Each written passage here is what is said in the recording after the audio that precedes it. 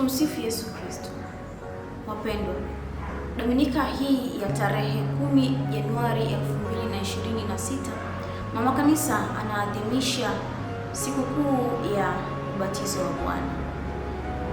Tunamtafakari Mwokozi na mwanzilishi wa sakramenti ya ubatizo, yeye aliyejishusha na kumwomba Yohane ambatize kule Yordani.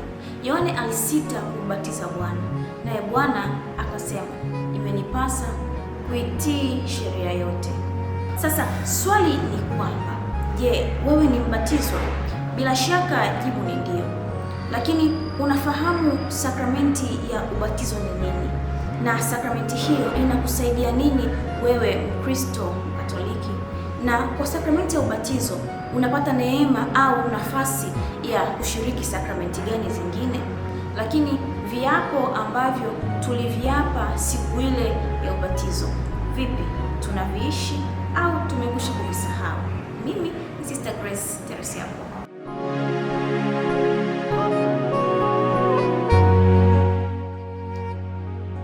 Ubatizo ni sakramenti ambayo kwayo tunazaliwa mara ya pili kwa maji na Roho Mtakatifu.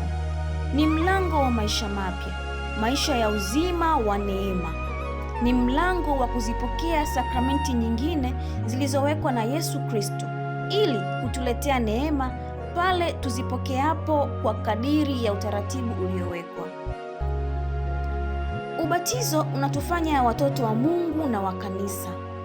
Kwa ubatizo tunajaliwa fadhila za kimungu, yaani fadhila ya imani, matumaini na mapendo, na tunakuwa makao ya Utatu Mtakatifu, kwani ule uzima wa kimungu mioyoni mwetu uliopotezwa kwa dhambi ya asili unarejeshwa kwetu. Uzima huo huitwa neema ya utakaso. Kama vile ambavyo mtu huzaliwa mara moja tu kimwili, hali kadhalika mtu huyo huzaliwa mara moja pia kiroho kwa njia ya ubatizo. Huu ndio msingi unaofanya aliyepokea sakramenti hii asipaswe kurudia kubatizwa tena hata kama atatenda dhambi. Yesu aliweka sakramenti ya upatanisho au sakramenti ya kitubio ili ituondolee dhambi ikiwa tumetenda dhambi baada ya ubatizo wetu. Sakramenti ya kipaimara huimarisha ndani mwetu kwa mapaji ya Roho Mtakatifu na kutufanya askari hodari wa Kristo.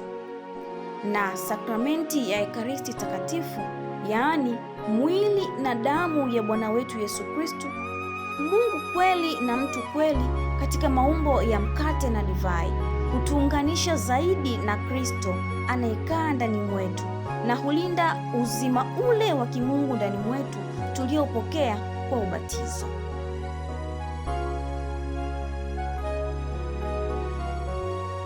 Ndugu mpendwa, si unaona umuhimu wa sakramenti ya ubatizo na sakramenti nyingine? Tuithamini basi sakramenti hiyo ya ubatizo kwa kumwomba Mungu atujalie tuweze kuishi kutokana na neema zipatikanazo katika sakramenti hiyo ya ubatizo na sakramenti nyingine. Heri yangu ni kuwa nimebatizwa na Mungu amenifanya mwanaye. Nikutakie tafakari njema.